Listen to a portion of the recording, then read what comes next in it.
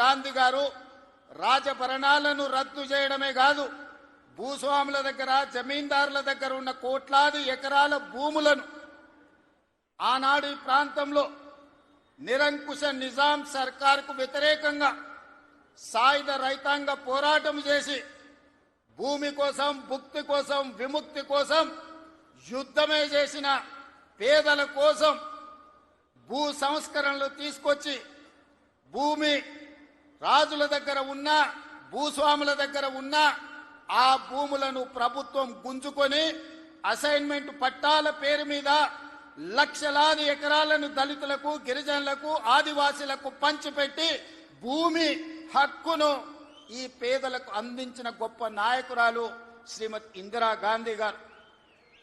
ఈనాడు జరుగుతున్న పరిణామాలు చూస్తున్నాం, యుద్ధాలు చూస్తున్నాం, యుద్ధాలలో భారత ప్రధానమంత్రుల లొంగుబాటును చూస్తున్నాం. కానీ 1971లో ఇండియా పాకిస్తాన్ యుద్ధం జరిగినప్పుడు యుద్ధంలో పాకిస్తాన్ను ఓడగొట్టి బంగ్లాదేశ్ను విడగొట్టి అమెరికా ప్రెసిడెంట్ను భారత్ రాజకీయాలలో మీరు కలగజేసుకోకండి, కలగజేసుకుంటే భారతదేశం ఊరుకోదు అని అమెరికన్ ప్రెసిడెంట్ను హెచ్చరించిన భారత ప్రధానమంత్రి శ్రీమతి ఇందిరాగాంధీ గారు.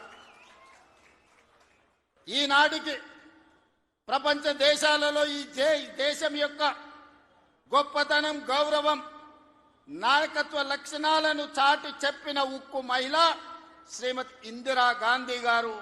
వారిని స్మరించుకోవాల్సిన అవసరం ఈ దేశంలో రాజకీయాలలో ఉండే ప్రతి ఒక్కరికి, ఈ యువతరానికి అవసరం ఉన్నది.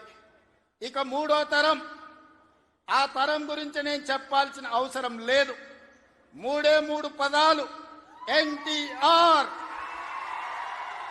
ఈ 3 అక్షరాలు నీతి, నిజాయితీ, నిబద్ధత, ఉక్కు సంకల్పం కలిగిన నాయకుడు ఎవరైనా ఉన్నారు ఈ దేశంలో అంటే తెలుగు జాతి గర్వించదగ్గ బిడ్డ ఎన్టీఆర్.